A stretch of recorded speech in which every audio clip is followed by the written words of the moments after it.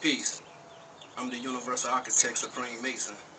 I come to talk to y'all today about this day that a lot of us are out here celebrating, this pagan slash Christian festival holiday ritual thing that we participate in called Easter.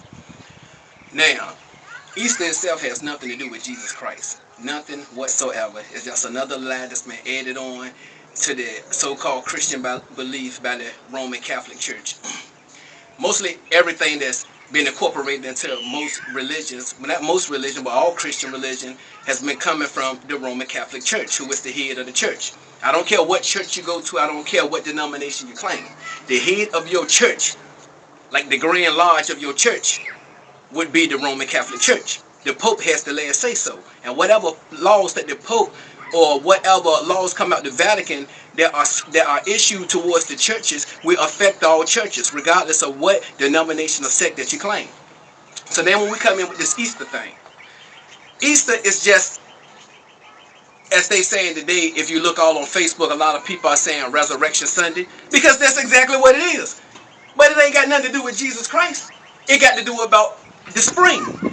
It's about us moving up the winter solstice over into the spring solstice. Now, when we get into spring, we get into talking about the celebration of the sun. Because this is all Easter is. It's the ritual of the sun. It's the birth of the sun coming back and bringing back life onto this planet to bring about all green vegetation. It's the life giver and it's the life, and it's also the life taker. Talking about the sun. So, when you want to celebrate Easter, this is what you're celebrating. You're celebrating a pagan holiday, which is the festival and celebrating the sun coming back to rejuvenate the planet. It's talking about all vegetation coming back to life, the spring coming around. Now just think about it. Your kids go to school, and for Easter, they come home and they tell you about an Easter rabbit and the Easter rabbit laying eggs. The Easter rabbit laying eggs. How stupid can this be? And your child will grow up thinking that rabbits are running around having eggs. Those are just symbols, esoteric symbols that they use and have incorporated into their pagan ritual. The reason they use the symbol of the rabbit, because the rabbit is the symbol of fertility. Fertility.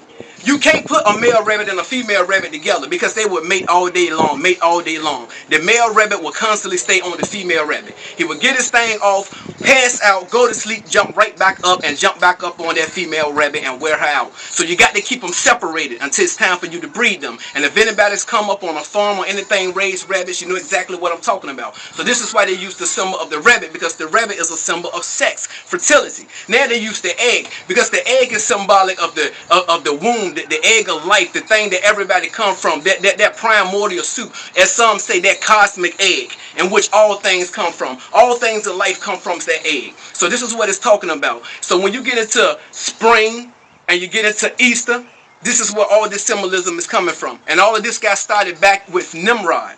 It got started with Nimrod. Nimrod and his mother, what was her name? Semiramis. And this is where all this come from. And Semiramis, she went by very different names by different cultures. The Egyptians called her Isis. The Babylonians called her Beltis. She was the consort to Baal. The Assyrians called her Ishtar. She was also known by different names by the Canaanites and the Phoenicians. You know, Astarte. She has many different names that she's went by. And in the Bible, in the book of Jeremiah, it talks about her under Ishtar, where she's known as the Queen of Heaven. And in the Bible, God is saying, look at these abominations. Look at the things that the people do. Look how they have turned away from me. Look how the kids have gathered sticks. Look how they pour out drinks to their foreign gods. Look at how they have baked bread to the Queen of Heaven. Because what they would do, they would take molds. They would take molds and they would mold the mold in the shape of a woman that they would call Astarte, Istar, Isis, whoever you want to call her, many different names. And they would bake breads in the mold of the goddess. And they would eat that bread and they would call that eating the bread of their God. Just like Jesus, when he broke bread, he said, this is my flesh, poured out the wine. You see, the thing keep going on. The pagan rituals keep going on. So in the book of Jeremiah, it tells you about that. Then when you go into the book of Ezekiel, it say, look at the father abominations they do when you see the women sitting there weeping for Tammuz, who is also an ancient pagan god. So now the Catholic Church took the 40 days of weeping for Tammuz and turned that into the 40 days of Lent.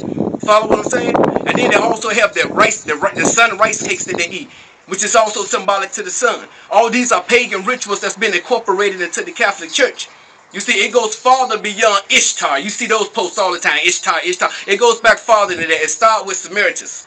So you're going to take it back there to Samaritans and Nimrod. This is the original origins of it. So then when it come over today, it's been coming over today into the secret societies, and you have what's known as the Eastern Stars. Listen, the Eastern Star, Ishtar, Eastern Star. You understand what the Eastern Star is? You know what the star is that's being followed by the sisters in the order of the OES, the order of the Eastern Star? What's the Eastern Star? Think about it. What's the closest star to us that's rising in the east? The sun. The sun. The Eastern Star. So you got Ishtar, Eastern Star. All these things are the same thing. They're ancient pagan rituals. And we've been fooled again and again and again and again. And then the sad part about it is that many Christians will watch this video that I just made and said, dog, Supreme Mason is on point. And Supreme Mason has just made some interesting facts that I'm going to go and research, you know, because I encourage you to go and research. But at the end of the day, you're still going to do the same mess next year. You're going to dye your eggs. You're going to go and buy your kids the Easter baskets. You're going to tell them about the Easter bunnies. You can't change your heathen ways. You just can't change it to save your life. It has nothing to do with Easter. Now, the thing about it, to drop it on this right here, all right? Easter and Christ, nothing. Now, I'm going to say this and then I'm going to go. Easter and Christ, check this out. We celebrate the so-called birth of Jesus, which is also another celebration of the sun being reborn on December the 25th. From the 3 shortest days of the year, which brings you over to the spring solstice, which will take you to the summer solstice. So on December the 25th, we're dealing with the rising of the sun being born again. Okay, another sun ritual. So when you move over into the spring equinox, and you measure the spring equinox by the first full moon. Last night, if y'all noticed in the sky, it was a full moon. That's known as the harvest moon. Knowing that it's time to start planting and going to put your plants out there and start planting. You know, get everything together to reap your plants for the year, because it's time, you know, for this. You know, vegetation coming back. Okay, so now you seen the moon last night, which was the full moon. So now they got the first Sunday after the full moon, Sunday. Listen, that's another word, Sunday, which is the day of the God, the sun God. So on this Sunday, they call this the resurrection. Then the Christians call it the Easter resurrection of Christ. It has nothing to do with Christ. Because like I say, if Jesus Christ was born on December the 25th, and we celebrate Jesus' birthday every year on December the 25th, regardless of what day of the year it falls on. Saturday, Sunday, Monday, Tuesday, Wednesday, Thursday, Friday, regardless. We celebrate the birth of Christ on December the 25th. So why is it that we celebrate the resurrection of his death on different dates? Think about it. Think about it. You know, sometimes we celebrate Easter on March the 31st. Might be April the 3rd, then it might be April the 12th, whatever. The dates change. The dates of Christ's resurrection is never the same because it's a lie from the beginning. Just think about it. If Jesus died, say for instance, on March, if he resurrected for instance on March the 6th, then every year, March the 6th, regardless of what day it falls on, Sunday, Monday, Tuesday, Wednesday, Thursday, should be the celebration of the resurrection of Christ on the day he resurrected. It's just a lie. We celebrate his birth on December the 25th regardless. So why does the date of his resurrection change? Because it has nothing to do with Christ. It's keeping up with the lunar and the summer solstice and this pagan festival, which is the resurrection of the sun. It's for you to think about. I'm Supreme Mason. I'm your brother, and I love you. Till next time. Peace.